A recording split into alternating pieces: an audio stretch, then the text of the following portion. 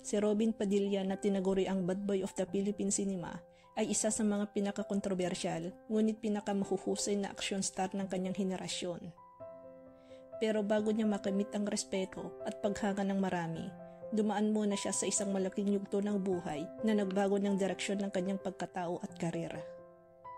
Noong 1994, nagsimula ang pinakamalaking kontrobersya sa karera ni Robin. Nahuli siya at sinampahan ng kasong illegal possession of firearms, kabilang ang high-powered weapons na mahigpit na ipinagbabawal. Dahil dito, nahatulan siya ng hanggang 21 taon na pagkakabilanggo, isang sentensyang pumukaw ng matinding ingay at debate sa publiko. Ngunit sa aktwal, si Robin ay nakulong ng humigit kumulang 3 taon. Yun ay mula 1994 hanggang 1997 to 1998.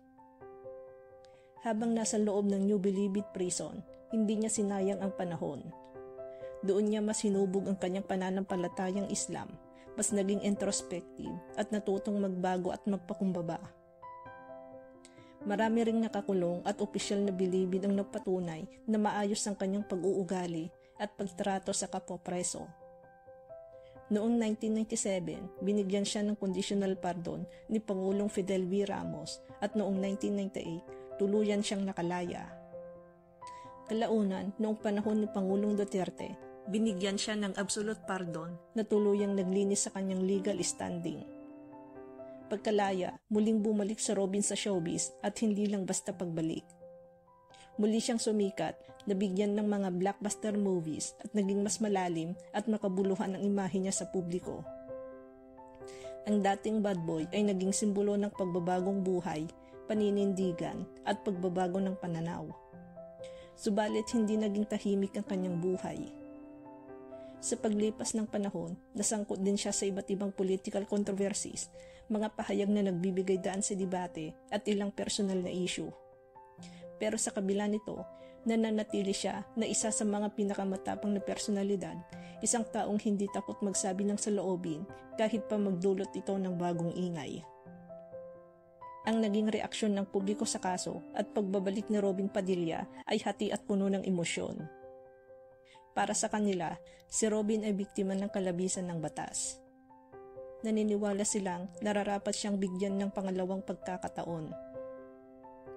Natuwa ang marami nang siya ay makalaya at mas lalong humanga nang makita nila ang pagbabago sa kanyang ugali at pananampalataya.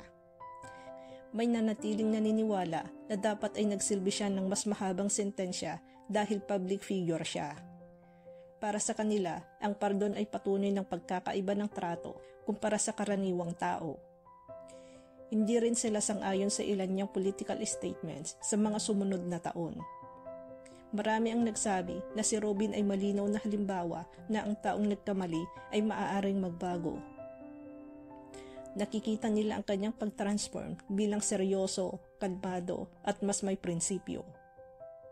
Ang kwento ni Robin Padilla ay kwento ng pagbagsak, pagkakulong, pagbangon at patuloy na pagharap sa spotlight, hindi bilang artista lang kundi bilang taong nagbago at nagpatuloy sa buhay.